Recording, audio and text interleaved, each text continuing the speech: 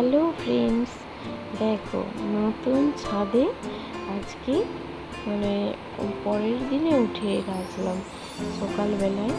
হালকা রোদ্দুর বেরিয়েছে আর বেশ ভালো লাগছে, জানো তো। গ্রামের দিকে এই যে গাছপালা ছাদের উপরে আর নীল আকাশটা দেখতে কিন্তু দারুণ লাগছে, তাই না? তো ছাদটা একটু উঠে আসলাম, কাল থেকে তো ওঠা হয় না। আর বড় ছেলেও আমার সাথেই আসলো।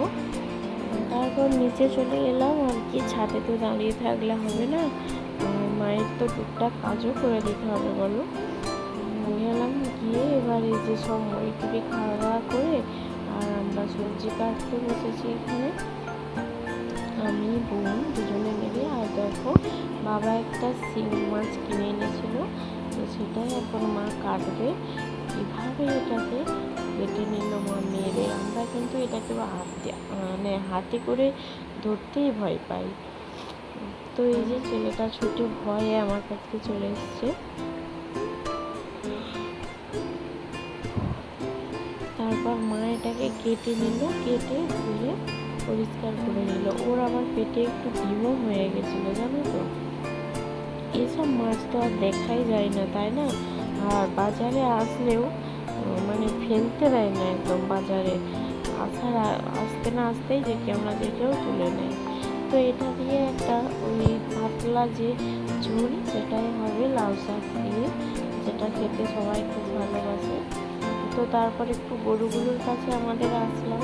এই যে আমাদের 4টে গরু আছে, 2টো বাছুর আর 2টো বড় গরু। আর দেখো, এখানে আমাদের এই যে জল লাইনের ব্যবস্থা রেডি। অনেক দিন পর যাই হোক একটু জলের কষ্টটা ওদের কমবে। সেই টিউবওয়েলে পাম্প করে করে বাথরুমের জল, স্নানের জল, খাবার জল, সব কিছুই তো হয়, বলো। কলের জলে এখন তো প্রচুর কষ্ট হয়। তো অবশেষে জলের কষ্টটা মিটলো। তারপর বোনকে এখানে একটু ওই খেজুর আর কাজু কিশমিশ এইসব, তো এগুলো খায়। ওর শরীরটা একটু খারাপ, খেতে চায় না। প্রদীপও এসেছে ওকে আনতে, তো জোর করে ওকে দেওয়া হচ্ছে। আর টিকলু আরও সে দুজনে মিলে একটু বসে বসে খেয়ে নিচ্ছে ওইগুলো। বোনও ঘর চলে যাবে আজকে, আর আমিও আজকে বেরিয়ে পড়বো। বোন 2 দিন আগেই আসছিল, ওদের একটা বিয়ে বাড়ি পড়েছে, তাই ও চলে যাবে, ও আর থাকবে না। ওই যে প্রদীপ বসে আছে, আমরা সবাই মিলে এখানে বসেই গল্প করছিলাম।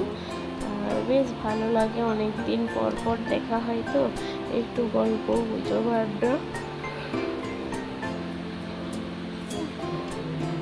আর এখানে এই যে দেখুন, বোন গয়না করেছে।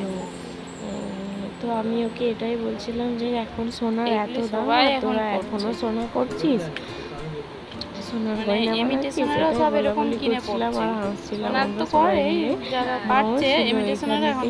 তো দেখছিলাম, বলো, বেশ ভালোই লাগছে দেখতে। এখন তো এগুলো বেশ দেখতে ভালো হয়েছে, সব শাড়ির সাথে এগুলো ম্যাচ করে বেশ। আর এইখানেতে বোন বললো একটু ভ্রুটা আমার সেভ করে দে। ও পার্লারে যেতে পারে না, ভয় লাগে, ওই যে ছোট দিয়ে টানে। তো আমিও তাই ওটাই করি, ব্লেডেই করি, তাইকেও করে দিই,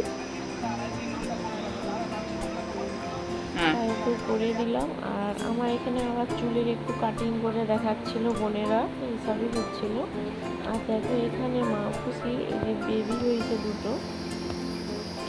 আর এই যে ছোট ভাই, ওই যে আমাদের যে পুকুরটা আছে ওইখানেতে মাছগুলো ভেসে উঠছিল দেখে সে আবার বড়শি নিয়ে ওই যে মাছ ধরতে বসেছে। এখন কি মাছ আজও পড়বে, কিন্তু ওই যে বাচ্চাদের মন তো, বলছে দেখি যদি পড়ে।